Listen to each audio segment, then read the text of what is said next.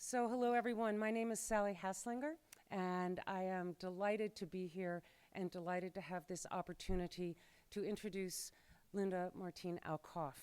I think that she is, according to the information I got from Linda Smallbrook, the 10th woman since 1960 to be the president of the Eastern APA.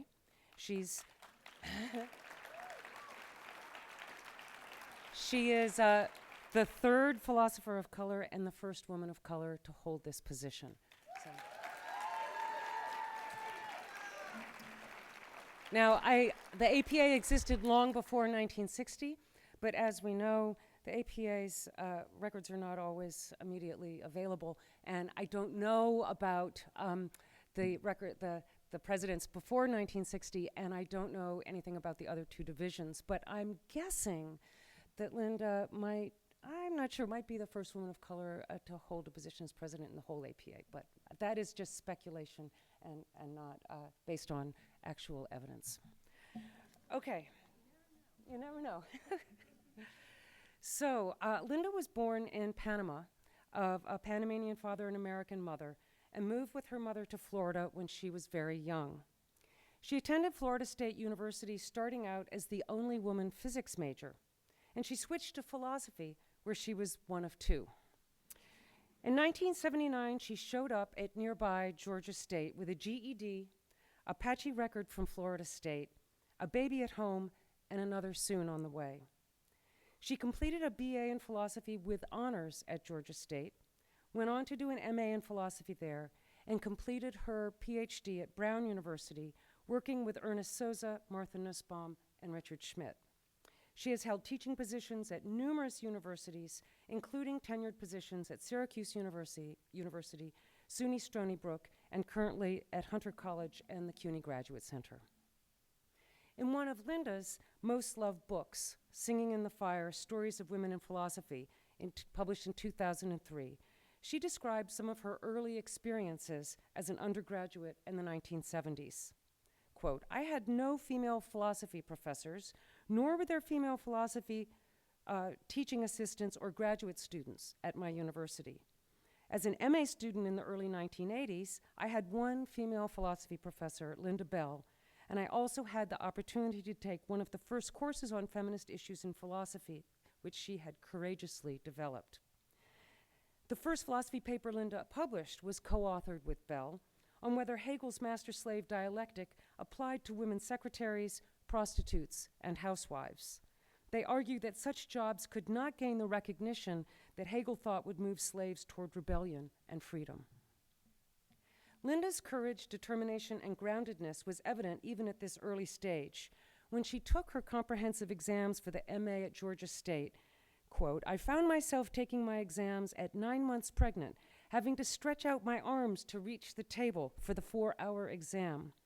Besides the practical motive, I also had in the back of my head a determination to prove that no matter how busy a woman's body was, her mind could still perform at its peak. I passed the exam, then gave birth 3 weeks later." I think of Linda's extensive written work as falling into 3 overlapping categories: epistemology, feminism, and critical race theory.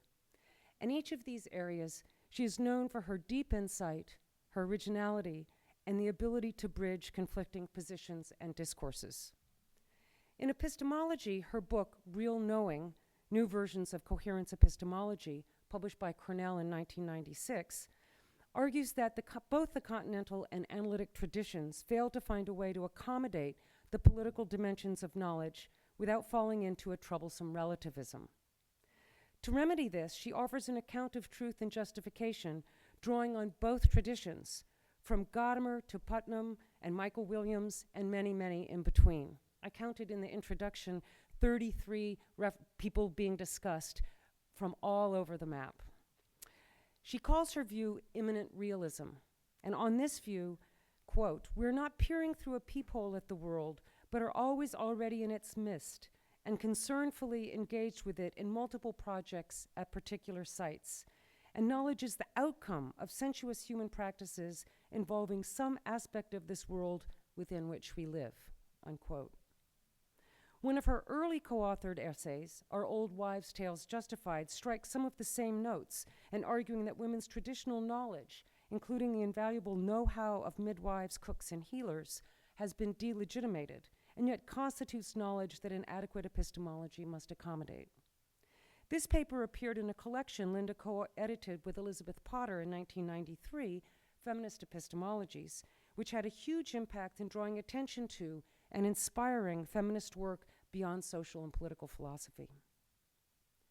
Linda's work in feminist philosophy and critical race theory is extensive, including dozens of articles and book chapters, many widely reprinted, 10 edited books, and a 2006 monograph, Visible Identities, Race, Gender, and the Self. Several themes emerge in these works. One is the epistemic and political importance of identity in spite of the risks of identity politics. On Linda's view, identities are politically significant because of their epistemic significance, in particular because they so deeply condition our perception, our desire, and our agency. A second theme is a critique of monocultural identity in favor of multicultural identities that allow for complexity and hybridity, which in turn supports a pluralistic democracy. Linda convincingly shows how and why the dichotomy between race and ethnicity, like that of the black-white dichotomy, is ineffective in understanding the complex issues that affect social reality. Kim Hall aptly describes this work as, quote, a meditation on exclusion, inclusion, and the positions between that so frequently get ignored in binary conceptions of identity. And as in all her work, Linda here too is a bridge builder.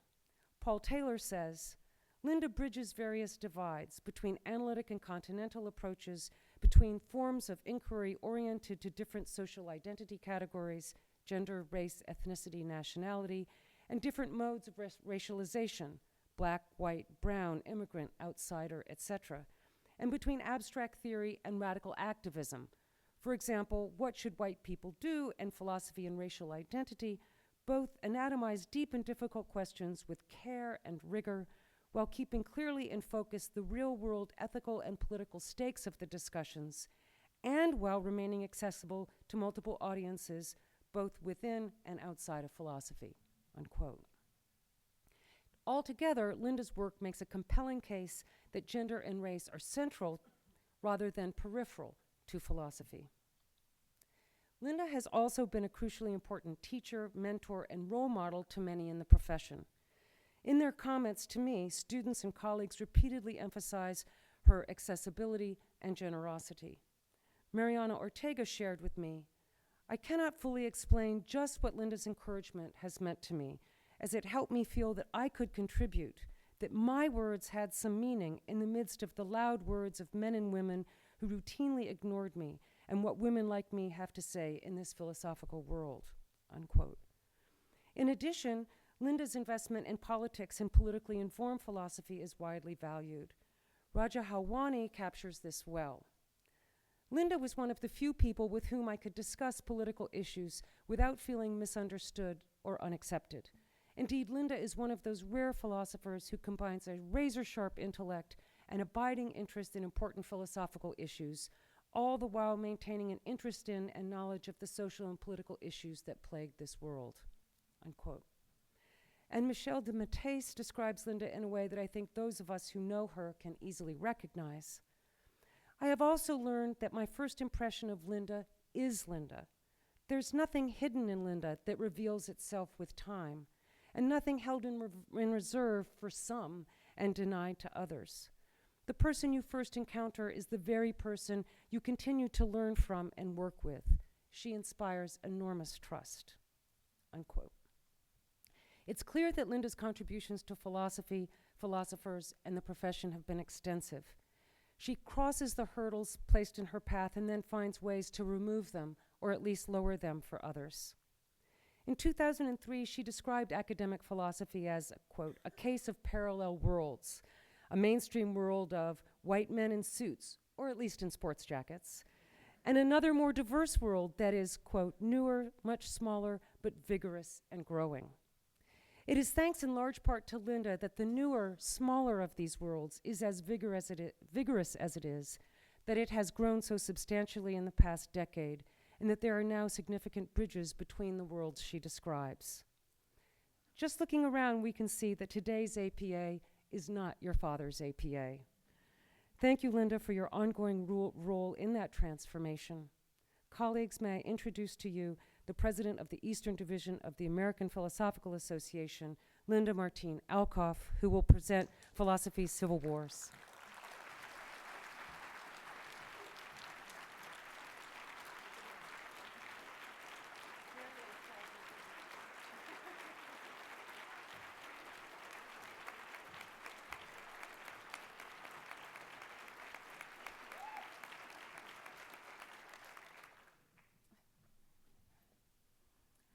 That was just really beautiful, Sally. My mother asked me last week, so because you're president, does that mean you have to set up the chairs? So, but I am a little worried about people standing in the back. There are seats, so please, I can bring the chairs down to you if you need them. I'm really happy to be giving this address here in Atlanta, so close to Georgia State, where I got two degrees, as Sally described. I did get 2 degrees at Georgia State. I also got a certificate for top stitch on collars at Arrow Shirt Company, where I worked as a seamstress doing piece rate just a few miles down the road. But I arrived at Georgia State and thrived here because of several wonderful faculty, including Linda Bell, who is sitting here in the front row. Would you stand? Who was my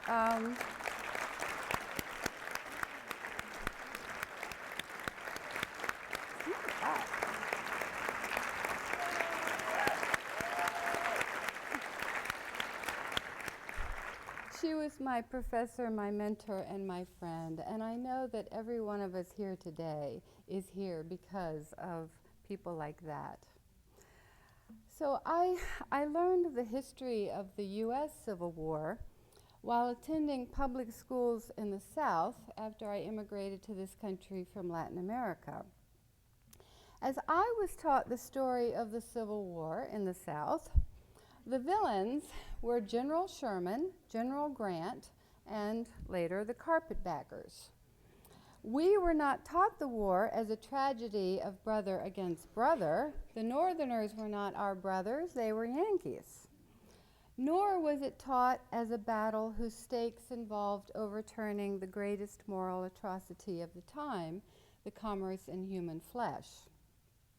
In truth, no matter what Spielberg will tell you, the Civil War was an internecine competition in which the rhetoric of neither side was always clear about its true moral and political stakes. For the North, the war was initially about saving the Union. For the South, it was about saving a particular form of feudal economy identified as the Southern way of life. At the time, white Northerners were hardly united around any agenda. There were furious riots in northern cities led by whites who refused to fight either for the Union or for abolition. Yet, however the protagonists understood the war, it's undeniable that the Civil War resulted in an expansion of democracy, of suffrage, and of social inclusion. It was as if they were engaged in a battle, the stakes of which could not be articulated in the terms of their own discourse. Philosophy, too, has its civil wars, though they are not, in fact, always civil.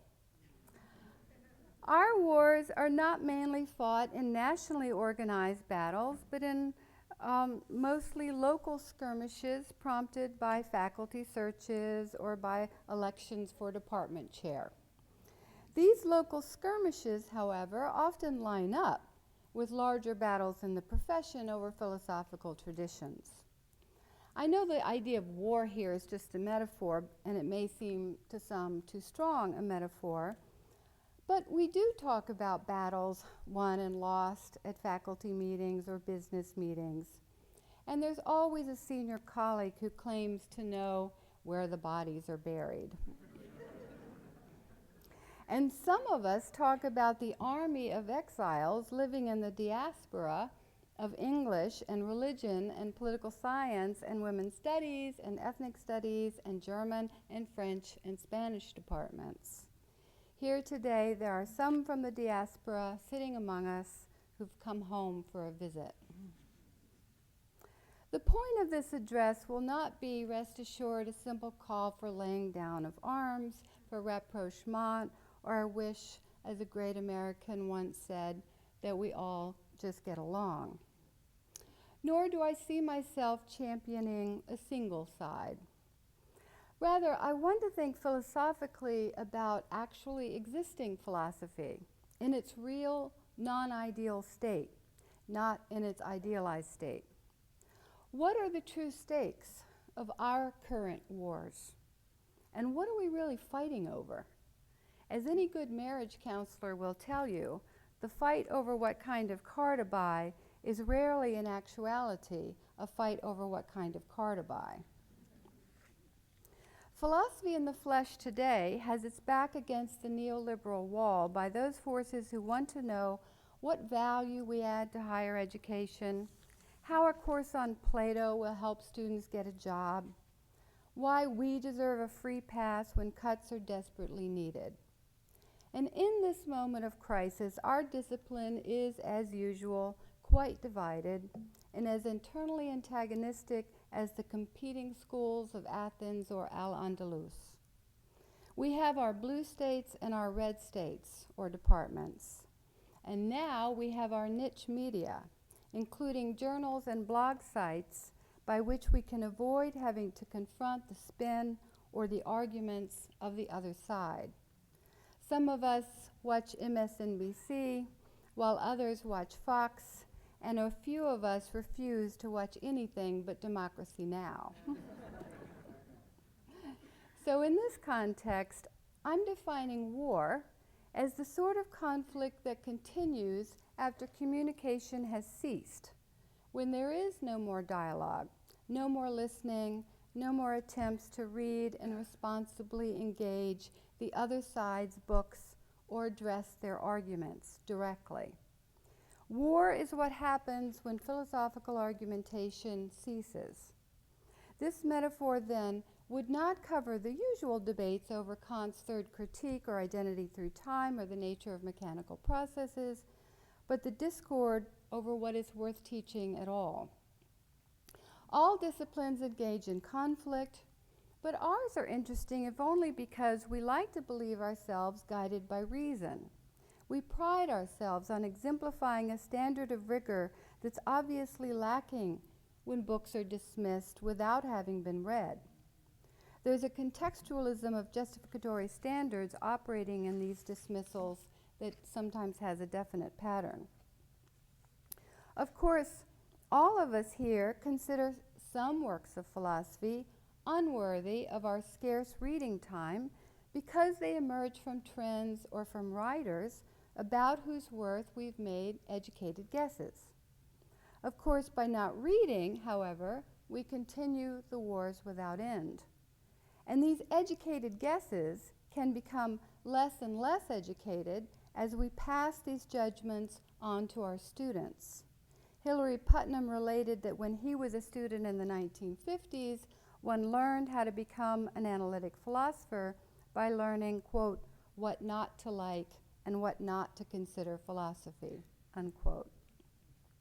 Whole swaths of work have long been classified as not philosophy, of course.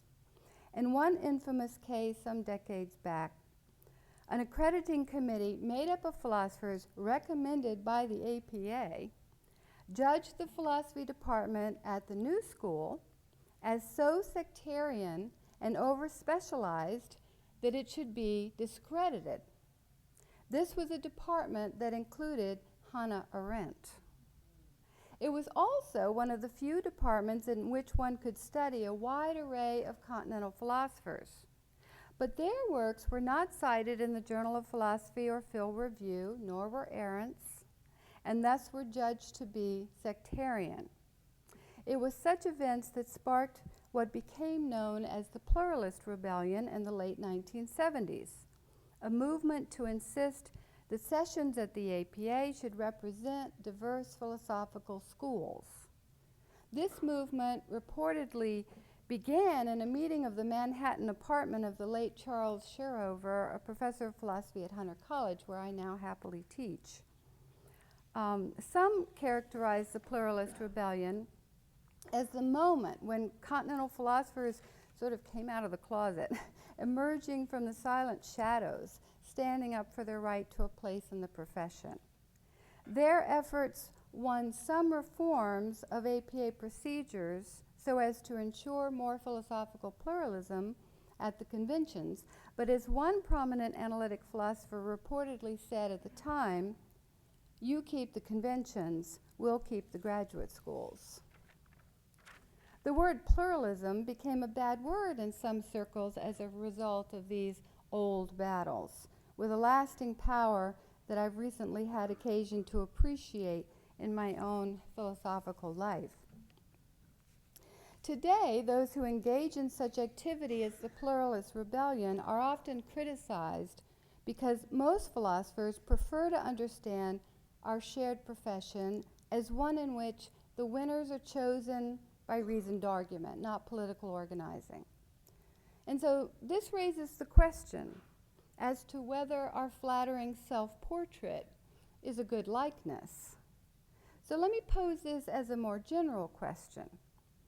How have philosophers in general preferred to understand our civil wars, if not as a political conflict?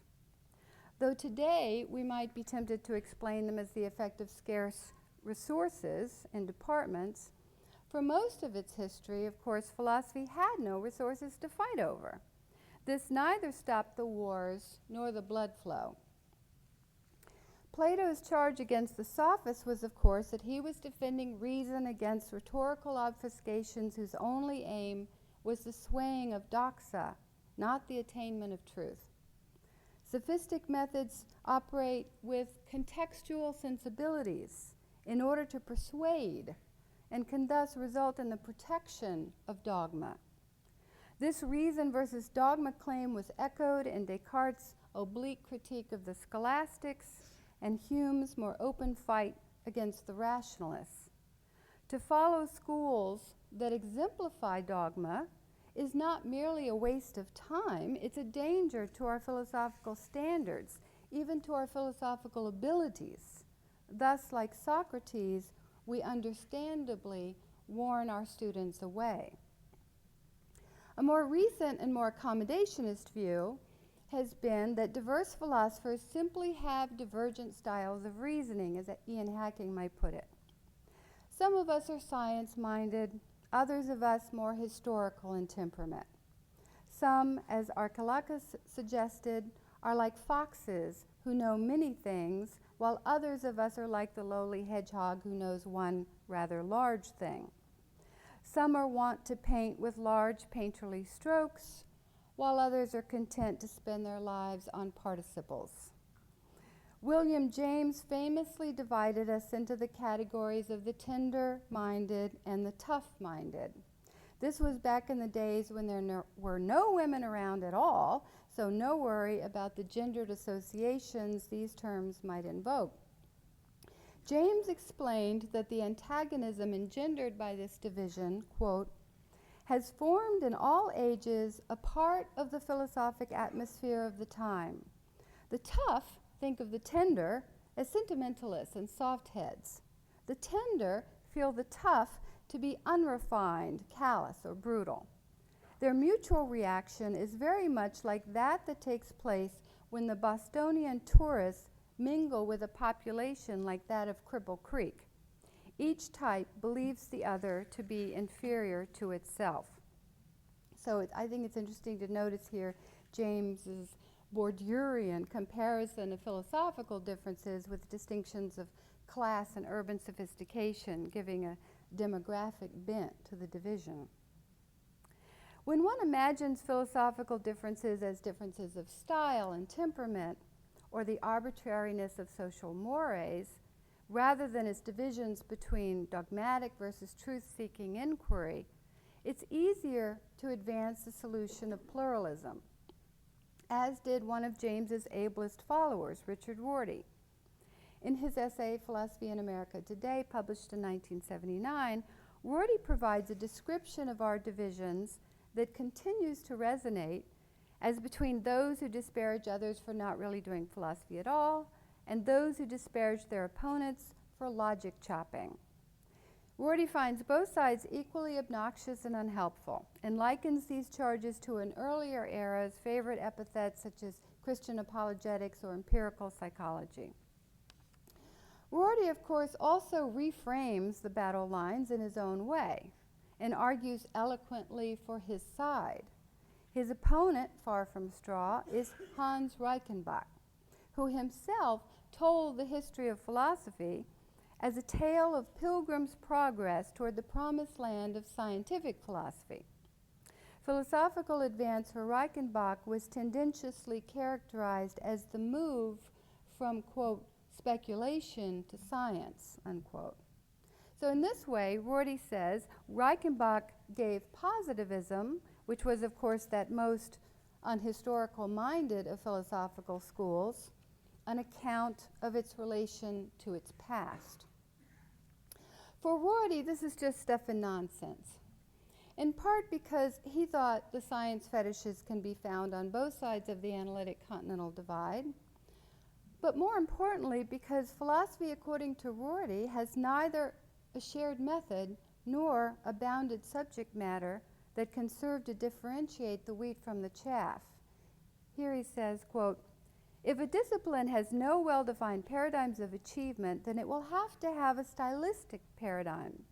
But I don't take this to be a denigrating remark, believing as I do that philosophy is not the sort of thing that has an historical essence or mission. Philosophy, in the narrow and professional sense, is just whatever we philosophy professors do.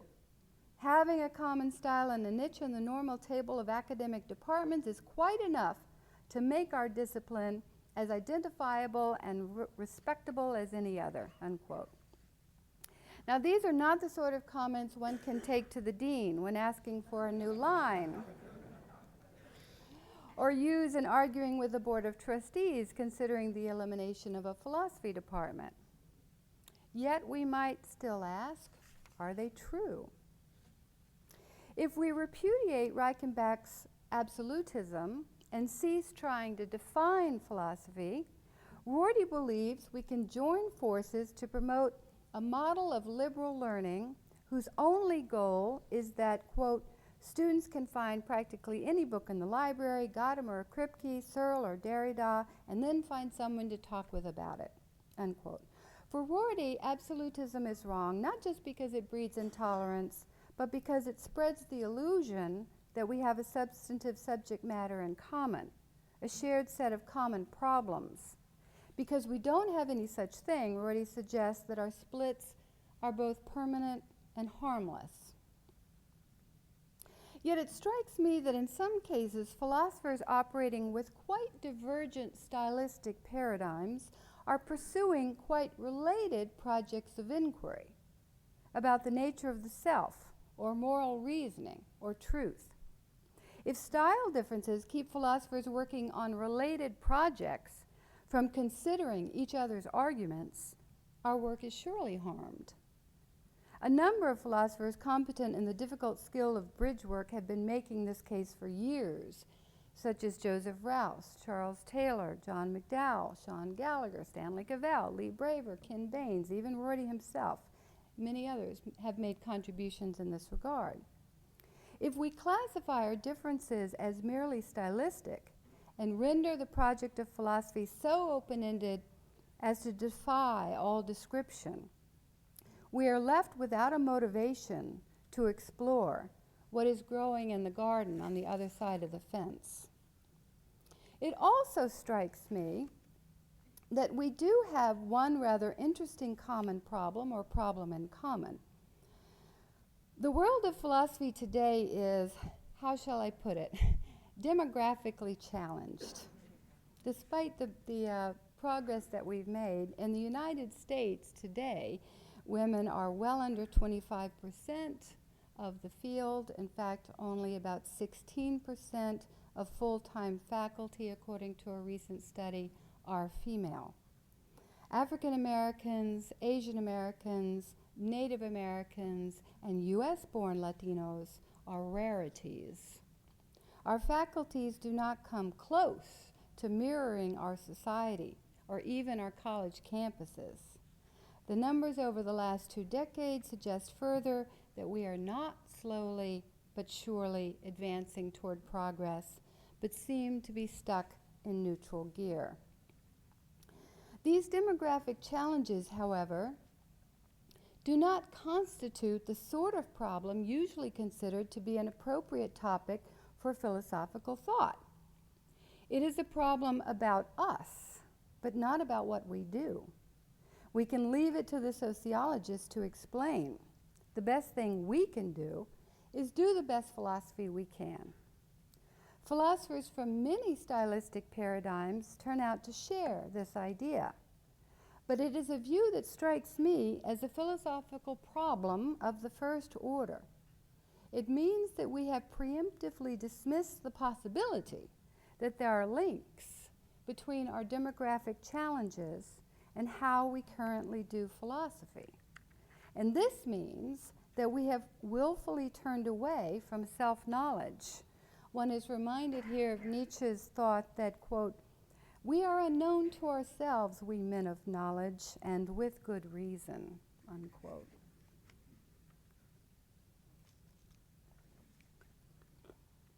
We need to ask then, before we presume to know, whether there is a link between our demographic challenges and what we do. And here I want to raise a more specific question about whether there is a connection between our demographic homogeneity and our civil wars. In the movement to address gender disparities, there's been a recent discussion over whether the low number of women is related to the treatment of feminist philosophy. And this question is related to the question of whether our demography is related to our philosophy. A new essay by Ann Cudd reminds us of just how recently feminist philosophy was publicly dismissed by our leaders. The host of the 1998 World Congress of Philosophy, John Silber, attacked feminist philosophy in his address to the World Congress as, quote, "an assault on reason." Leading philosopher Colin McGinn wrote in the Times Literary Supplement in the same year that, quote, "Feminism now has a place in many philosophy departments for good or ill, but it has not made any impact on the core areas of the subject," unquote. In my view, these attitudes should give pause to those who think that the future of women in philosophy can be delinked to the future of feminist philosophy in the discipline. A profound contempt for feminist philosophy cannot bode well for any woman who works in the discipline, whose philosophical tendencies as well as ways of interacting with colleagues may then be policed for signs of feminist corruption. This is, in fact, precisely the atmosphere in many departments today in which women are welcome on the unspoken stipulation that they do not do feminist philosophy, that their metaphysical interests concern time rather than gender, that their focus in the philosophy of language will be Gricean implicature without wondering about its applicability to hate speech. It's well known that many of our most prominent feminist philosophers snuck in the gates via dissertations and early publications that steered clear of topics that some view as political rather than philosophical. And you're looking at two right here up front.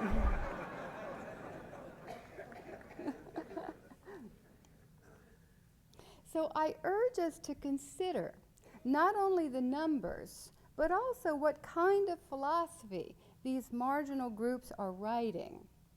Interestingly, there's a great deal of work on marginality, silencing, alienation, the relation of power and language, the downside of forced assimilation, the effects of European colonialism on philosophy, the complexities of racism, the epistemology of ignorance, the need for reparations, the moral subtleties of heterosexism, the intellectual content of caring labor, the problem of implicit bias, the specious assumptions behind norms of able-bodiedness. Some of these research projects have become more widespread in the discipline, but they began in the margins, and some of them remain there. What can this tell us about our discipline? Some of this work could certainly shed light on philosophy's demographic challenges, yet it continues to be marginalized. Coincidence? Consider how most of us, contra Rorty, would want to define our discipline. In fact, I suspect even Rorty would share the Cavellian idea that philosophy is at bottom a form of critical rationality. Cavell sought to domesticate and harness the transcendent aspirations of traditional skepticism toward a more quotidian purpose of questioning convention and orthodoxy. And Reichenbach defined scientific philosophy as an advance in just this regard, by establishing a method of analysis that will put orthodoxies to a rigorous test. Rorty, in his turn, worries that Reichenbach is merely instituting a new orthodoxy by his mythic opposition between speculation and science. So I suggest across our divisions, we often share this idea that we are engaged in an effort to gain critical purchase on the everyday. For philosophers as diverse as Reichenbach and Rorty, as well as Plato, Descartes, Cavell, even Foucault, and I know that's a grouping that is going to be an unfamiliar one, but for all of them, the aspiration of philosophical thought is an Emersonian escape from what Emerson called, quote, our suffocation by conformity and the accretion of unexamined habit, or as Cavell himself put it, an attempt to make the ordinary a little less so. For Cavell, this is the essence of the skeptical thrust, the dissatisfaction with the ordinary, quote, not as what is perceptually missable, but as what is intellectually dismissible, unquote.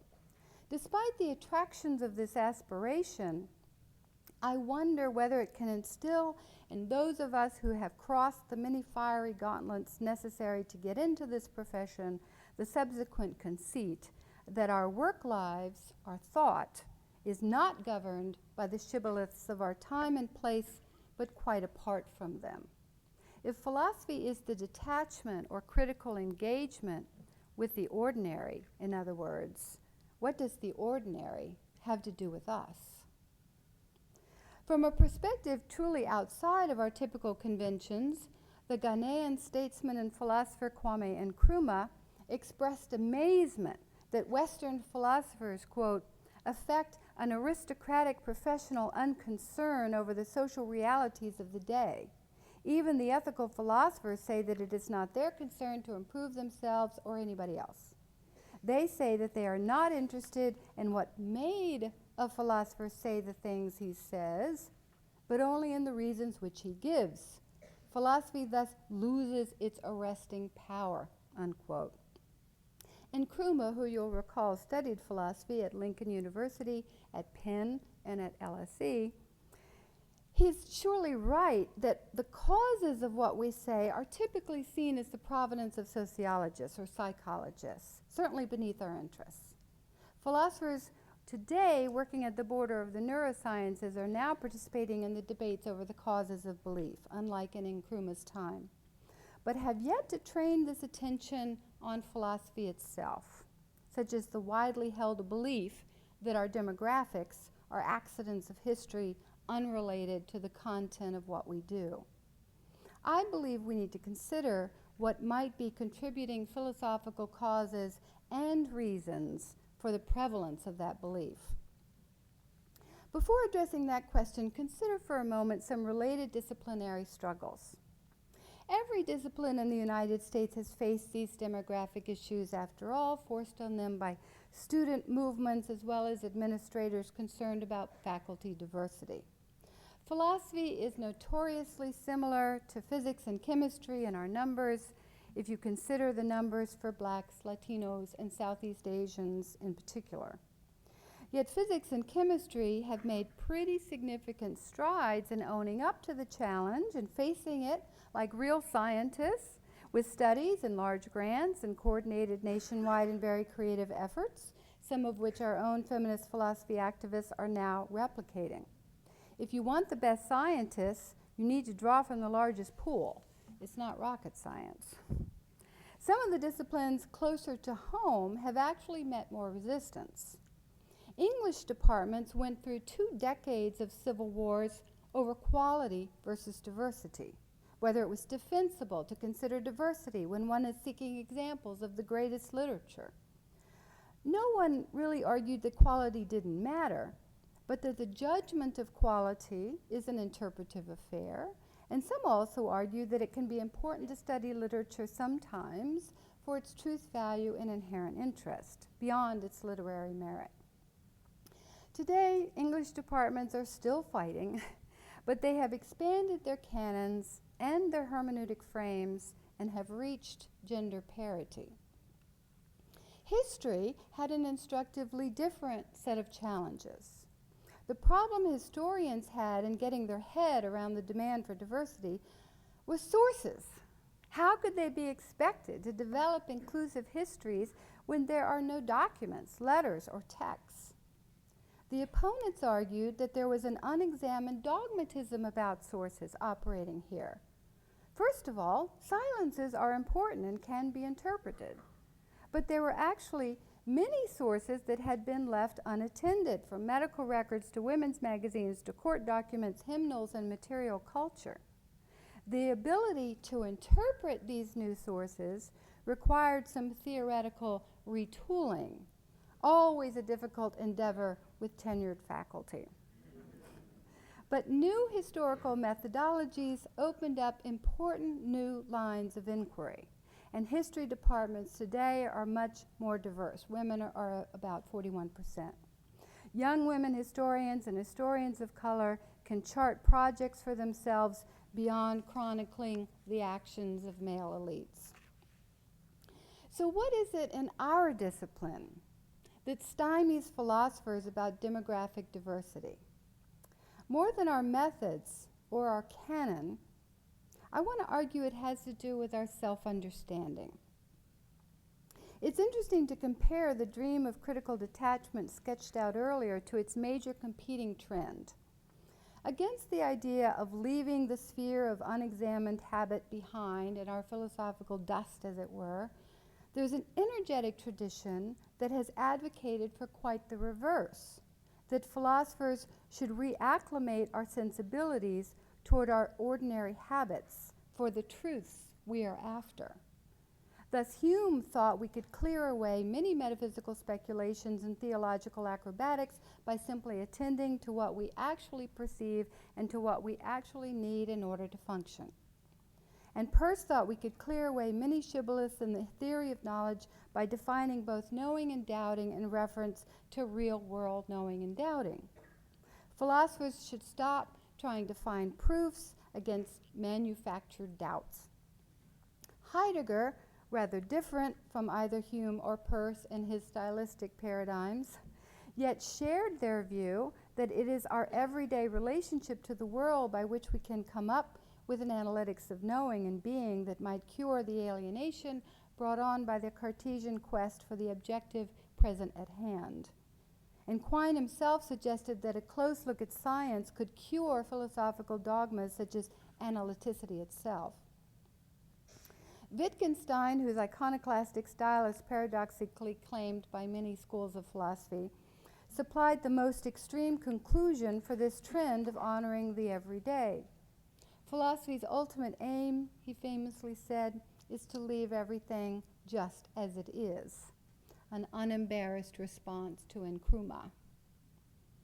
So if the former Cavelian, Emersonian, Platonic, Cartesian, Foucauldian tendency believed in the possibility of escape from the realm of the ordinary, this Humean, Peircean, Heideggerian, Quinean, Wittgensteinian tendency takes the ordinary to be both source and touchstone for philosophical truth.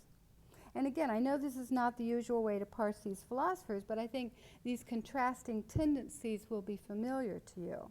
What I find interesting is that neither tendency offers much hope for a philosophical reflexivity strong and rich enough to tackle philosophy's own contributions to dismissible conventions.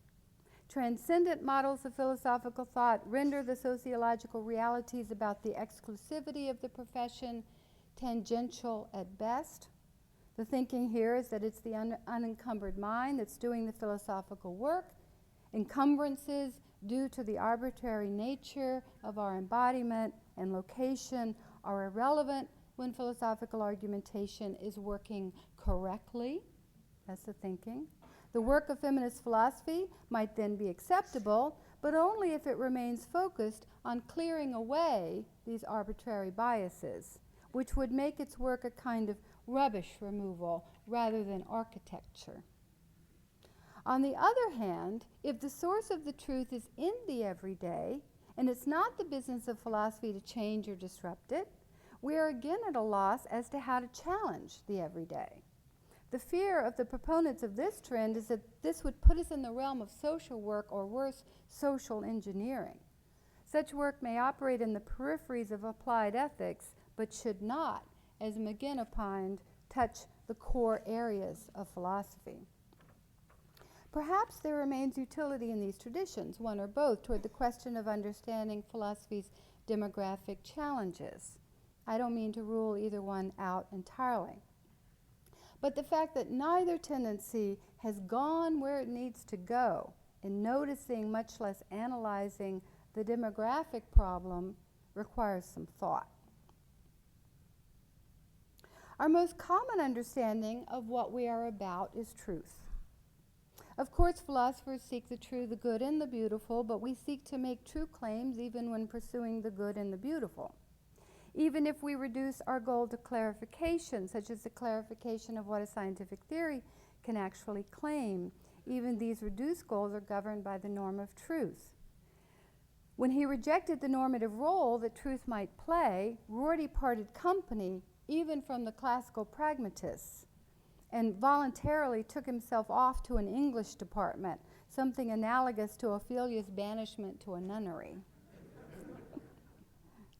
We may minimize the meaning of truth and define it by radically different terms, and yet it remains the single most important philosophical norm by which we understand our discipline. From Plato's rejection of the sophist to Reichenbach's repudiation of speculative metaphysics, to Foucault's claim that we need to explore power if we want to know the truth about truth. Truth is the norm that we willingly embrace to police us. By rejecting that idea, Rorty truly changed language games. In most formulations, however, the truth norm makes it difficult to understand how quotidian concerns of politics, sociology, or demographics can matter. In his 1971 account of the era of student radicalism at Berkeley, John Searle, for instance, offers several explanations for why so many faculty capitulated to the demands of activists. But none of his explanations suggest the possibility that radical faculty were concerned that the links between universities and the military-industrial complex had circumscribed the pursuit of knowledge and the debate over ideas. Searle portrays the radicals as concerned only with consequences or relevance. He explains, quote, "The basic actions of the faculty member are to impart the truth, or as nearly what is the truth as he can get, according to professional standards of evidence and reason. He could regard it correctly as a violation of professional ethics if he made his utterances for the purpose of achieving some practical effects," unquote. John Macomber explains that this division between truth and practical politics is precisely the formulation that was used to police academic work by one of the leading academic McCarthyists in the 50s, Raymond B. Allen, who was the president of the University of Washington, who strongly supported the efforts to clear the universities of radicals. Allen says, quote, held at the time, quote, "For centuries, universities have survived in the Western world, not without difficulties and serious attacks from both without and within, primarily because of their impartiality, objectivity, and determination to seek truth and not be propagandists in partisan, political, economic, and other debates. Clandestine activity in the Communist Party means that professors have forsaken their duty to protect the university's integrity and to pursue an objective quest of truth in favor of a propagandistic mission, unquote. This is likely the same kind of reasoning Silber had in mind when he characterized feminist philosophy as an assault on reason. The very term feminist philosophy invokes to some ears the specter of Lysenkoism, a politics that puts itself above the concern for truth. How else to explain a forthright political modifier, feminism, on what should be an apolitically neutral inquiry, philosophy? Paul Boghossian has recently reformulated Raymond Allen's charge that the academy is today a fight for objectivity against the Philistines. In his 2006 book, aggressively titled Fear of Knowledge, Boghossian takes on the specters of relativism and constructivism dominating the academy. He takes constructivism to entail relativism, and he takes most constructivists to be making the claim that validity is relative to a context that includes the identity or social status of knowers. Boghossian tells us that, quote, in the United States, constructivist views of knowledge are closely linked to such movements as post-colonialism and multiculturalism because they supply the philosophical resources with which to protect oppressed cultures from the charge of holding false or unjustified views, unquote. This leads in practice, he says, to proponents accepting a double standard. They will, quote, allow a questionable idea to be criticized if it is held by those in a position of power, Christian creationism, for example, but not if it is held by those whom the powerful oppress, Zuni creationism, for example. So in his view, constructivism is an incoherent thesis that largely operates out of political motivations. One upshot of this approach, whether coming from Allen, Searle, or Boghossian, is that a political critique of knowledge will be a non-starter. So to get a concern with the demographic challenges of philosophy off the ground, we would have to be able to show that it has made a difference to the truth claims of philosophy. Boghossian asserts that constructivist and relativist ideas hold sway throughout the academic and humanities and social sciences today, save for one lone subfield in which he says, quote, their hold is actually quite weak, and that is in philosophy as it is practiced within the mainstream of analytic philosophy departments within the English-speaking world, unquote. This, it turns out, as demographically challenged as it is the bulwark of defense against a global irrationalism. He allows that not all of analytic philosophy has held firm in this regard, and then in fact, some of the most influential analytic philosophers gave succor to the relativists, including Wittgenstein, Carnap, Rorty, Kuhn, Putnam, Goodman, even Kant and Hume. But fortunately, he claims their anti-objectivist tendencies are not generally accepted. Now let me try to carefully walk us back from this cliff. One interesting point is that much of the constructivism and epistemic nihilism is itself motivated by a concern for truth, in the idea that, as Nietzsche suggested, nobody has yet been truthful enough about truth. In other words, there's a strong streak of Pyrrhonic-style skepticism among those like Gianni Vattimo who advocate bidding farewell to truth. Vattimo argues that it is only in rejecting the absolutisms of objectivist truth and becoming more clear-eyed about the limitations of our knowledge that we can attain a more truthful public sphere.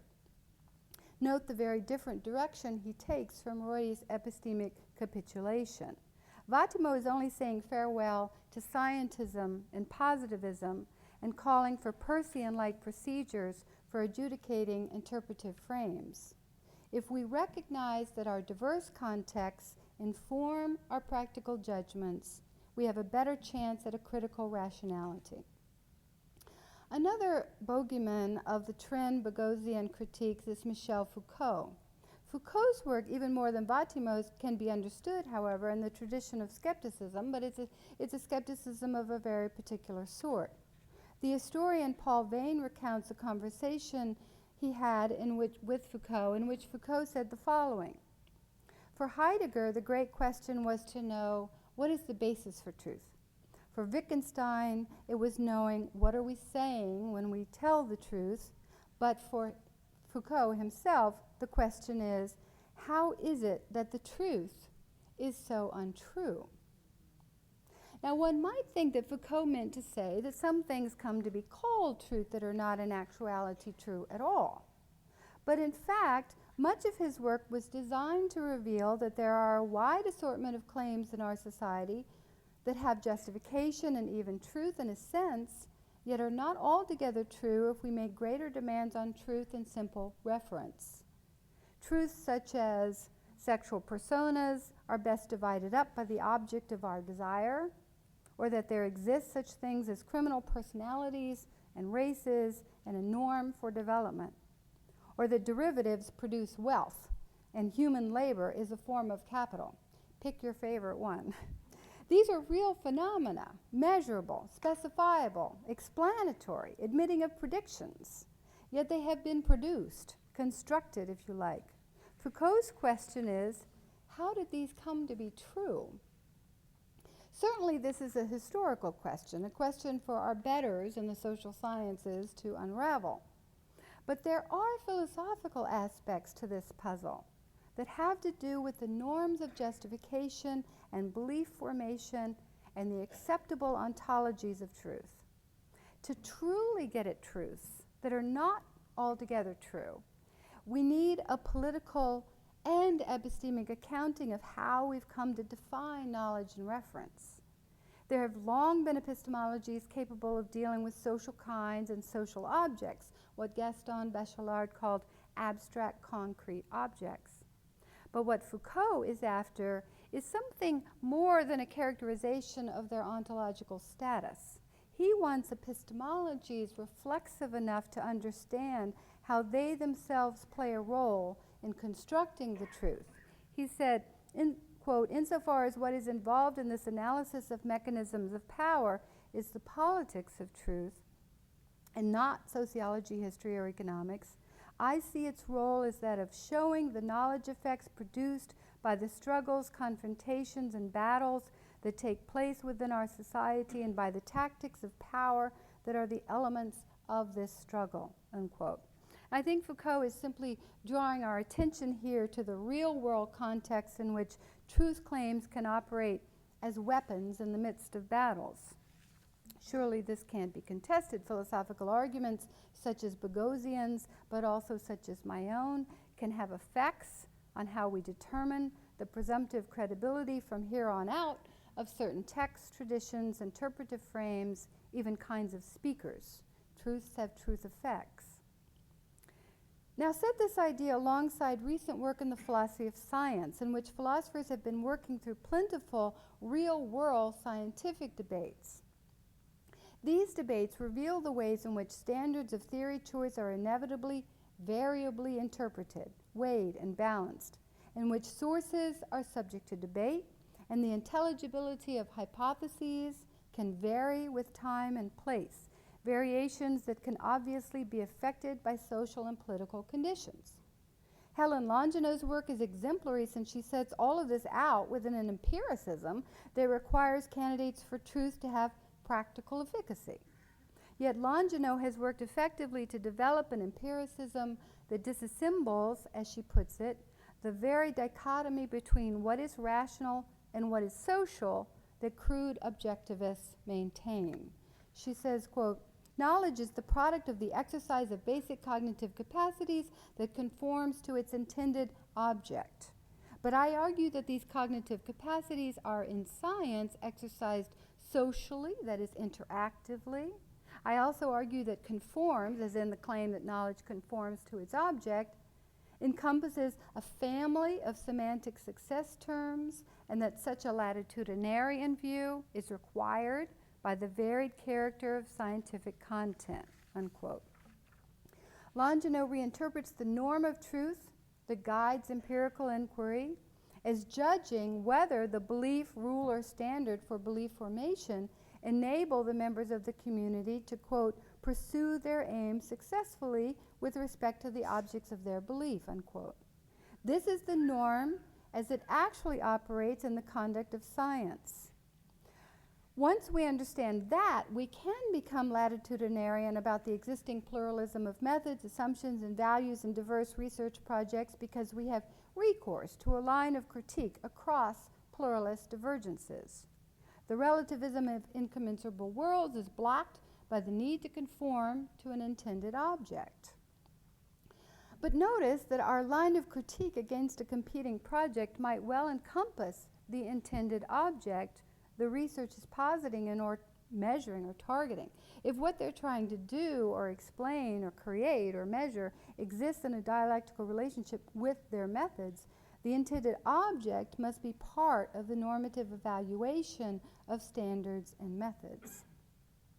Joseph Rouse and the late John Hoagland take up Heidegger's work as a way to do epistemology and the philosophy of science in a similar way.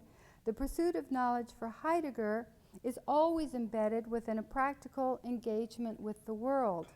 And that practical engagement belies flat-footed notions of objectivity.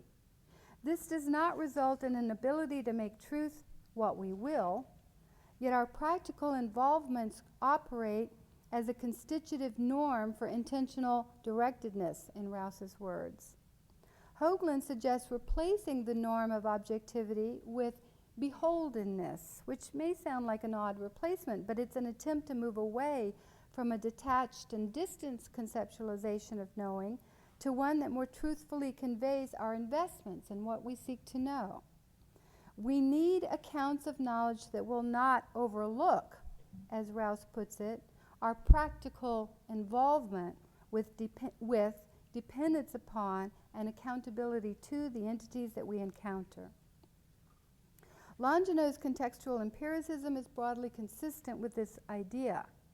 The variable ways in which we judge relevance and significance and weighing the adequacy of evidence will be affected not only by our background assumptions, but by the project we're engaged with at the moment. Sufficiency, relevance, significance, explanatory adequacy, consistency, all of these are requisite elements of theory choice, and all of these take the character of what Hilary Putnam described as judgment calls that operate on a seat-of-the-pants feel. This suggests that it is the domain of practical reason, not theoretical reason, that might best envelop the real world of scientific practice.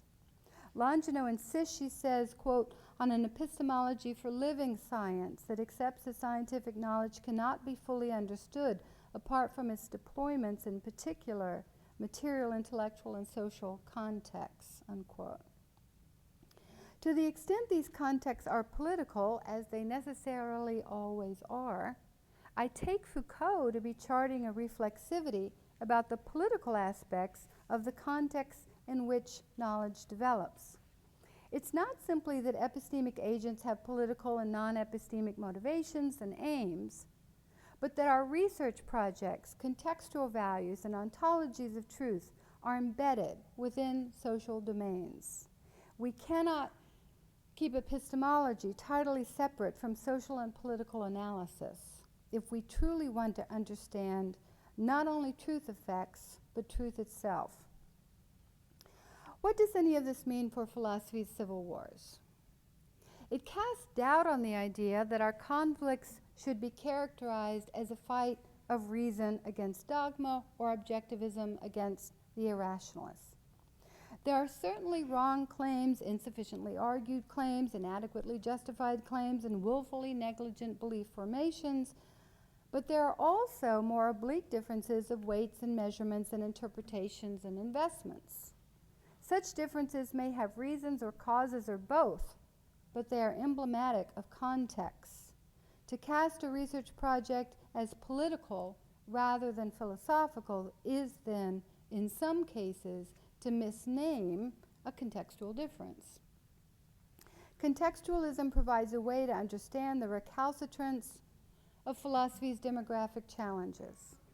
If neither the ideals of critical rationality, nor an attending to the everyday, nor even our overriding concern with truth necessarily lead us to question our material context, or feel the need for an accounting of how our time and place may figure into our analysis, contextualism should do so.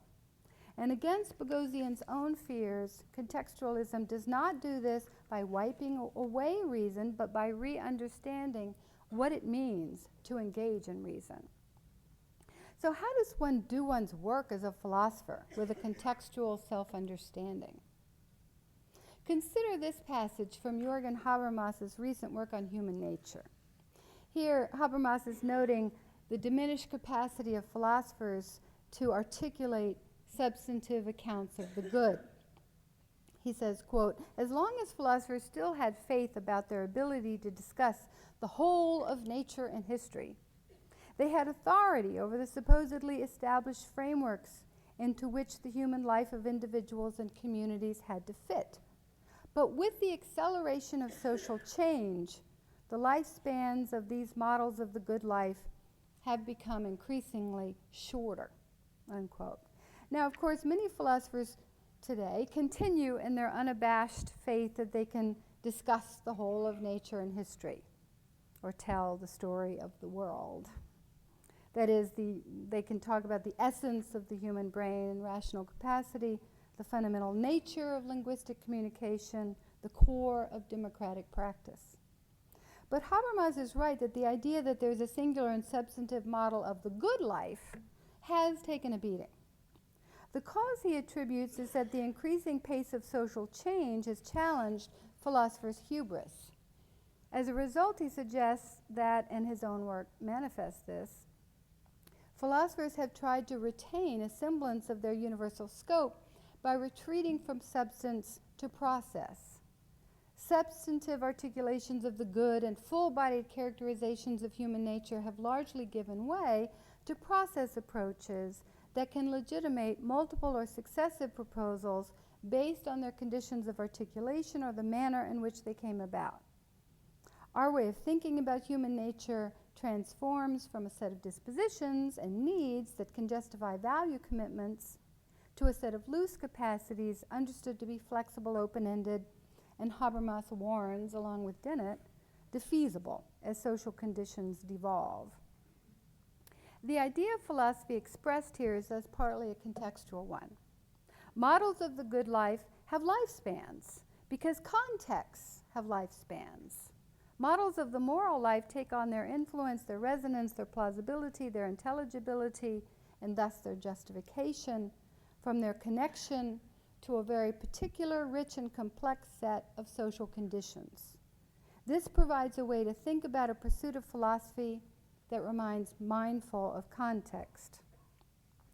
And I'd add that it's not only time, but space that should challenge philosophers' hubris about our capacity to assess the whole of nature and history. That is, the fact that we live in a multipolar world with a decentralized series of sites of knowledge. This is a critically important addendum to Habermas's account. His own retreat from substance to process in the face of these challenges is, of course, interesting from a therapeutic perspective. It certainly looks to be a strategy of compensation with a little denial thrown in. Habermas can still preside over a process justified by our nature to be applied across history. In this way, too, and not insignificantly, the specters of chaos, relativism, dystopian futures, and permanent revolutions can be avoided. Compare Habermas's retreat to process to a very Hegelian-sounding claim by Michael Dummett. Quote, "Ideas, as it is said, are in the air. At a certain stage in the history of any subject, ideas become visible, though only to those with keen mental eyesight, that not even those with the sharpest vision could have perceived at an earlier stage," unquote. Now, I find this idea again concordant with contextualism. I might disagree with Dummett's view that only those with keen mental eyesight, an odd phrase, have the capacity to discern the ideas of an age, but only if he thinks that category includes primarily philosophers or other educated elites.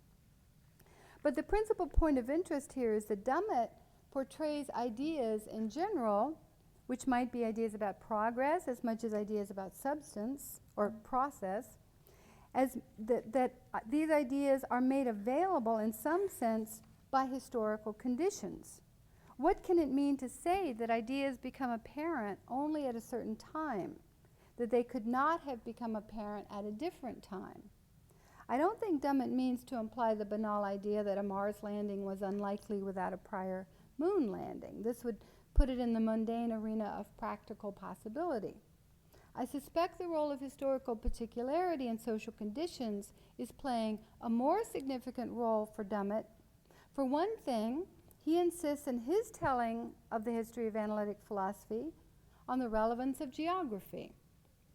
He bristles at the conflation of analytic philosophy with Anglo-American philosophy, as if Germany and Austria and Eastern Europe in general played no role in its genealogy.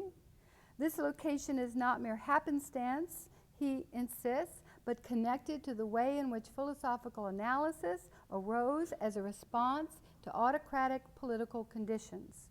A story that we tend to forget, but one that both Frege and the positivists were very forthcoming about.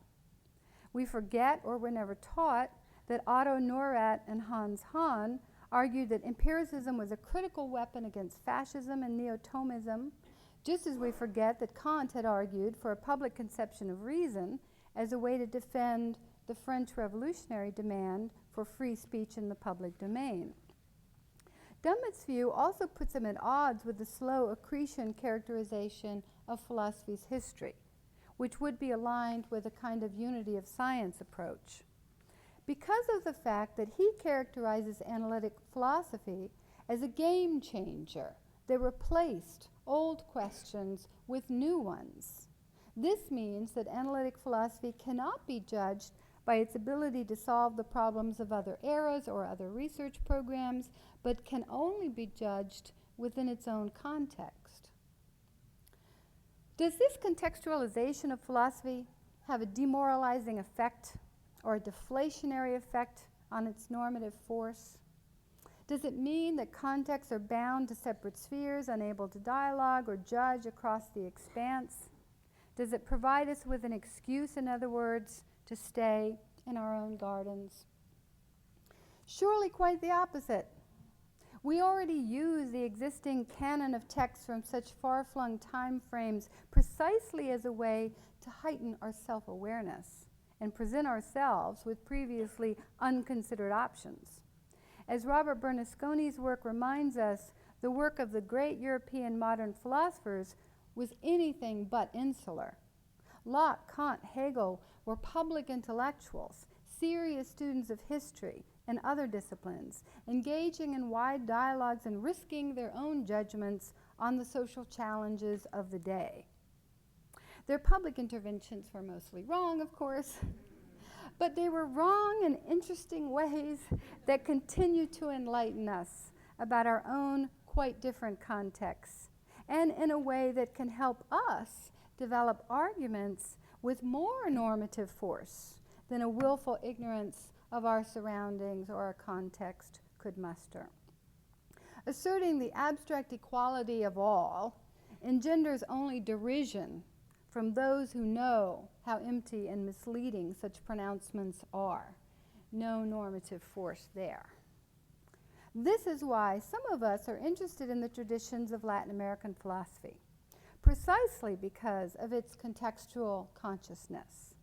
From Bolivar through Martí and Mariátegui to Dussel, we have a 200-year tradition of non-ideal philosophy, considering the questions of goodness, beauty, and truth as questions for a very specific amalgam of people with a troubled tie to its cultural lineage, both European and indigenous. As the Cuban Martí put it, quote, "When a problem arises in Cojimar, they do not seek its solution in Danzig," unquote. Yet his point was not to build walls, but to remember where we are. He famously said, quote, "Let the world be grafted onto our republics, but let the trunk remain our own," unquote. More than 50 years ago, the great Mexican philosopher Leopoldo Zea defined the West, quote, "as a culture that regards itself as the universal," unquote. By this, Zea did not mean that it had the myopian tendency, like all cultures do, to see itself as the center of the world, but that the West developed an account of world history in which other cultures only play the role of the particular against the West's universality. We have nothing to learn from the science, philosophy, or politics of other cultures, given that ours lead the way for all. Zea drew from Toynbee's surprisingly harsh analysis that the West's democratic rhetoric was cashed out in a practical politics that was, quote, tribal and militant. Against this model, non-Western countries have developed an astute awareness of their own positionality as the cosmopolitan proletariat, an awareness which refused Latin America the luxury of universal aspirations or a belief in its own historical transcendence. Thinkers had to address the question of how they, from the periphery, could presume to pose and answer questions of philosophical generality, and most gave answers that resonated with a contextual awareness. I'm not conflating, but suggesting a direct connection between philosophy's refusal to engage with its demographic challenges and the West's universalist conceits. The isomorphism of these errors is obvious to many. Those who think themselves the best, ahead of the historical curve, have no need to worry about the limitations of anything as quotidian as gender or ethnicity. Yet the fact is, although ideally our best arguments should be compelling to anyone, certainly, the fact is we are not gods, nor are we writing the story of the world. We're all too human, and our differences can sometimes affect our ideas, concepts, and arguments in a way that even those with the most keen mental insight, to quote Dummett, cannot perceive. So in conclusion, through its civil wars, I'm suggesting, our discipline has effectively marginalized those subfields that challenge its hubris and explore its contextual parameters. It has marginalized those philosophical schools that might put its demographic problems on the table for discussion, from feminist philosophy to parts of continental philosophy, Latin American philosophy, Africana philosophy, even philosophy of science. For many years now, Nancy Cartwright has been arguing for a deeply local understanding of physics. Physics is a science that produces truths on the basis of construction of evidence in laboratories. And the forms that physics laboratories take are well known to be unique in the sciences, quite distinct from biology, geology, or linguistics, in its ability to limit and control variables. On the basis of these laboratory experiments, physicists construct theories about the final particles, or the absolute floor of the universe. But the truth produced under laboratory conditions, Cartwright argues, cannot be universalized. Quote, even our best theories are severely limited in their scope. They apply only in situations that resemble their models and in just the right way, where what constitutes a model is delineated by the theory itself, unquote. A theory's applicability may well range beyond the lab, she allows, but cannot be assumed as an epistemological implication of the justificatory status achieved under controlled conditions.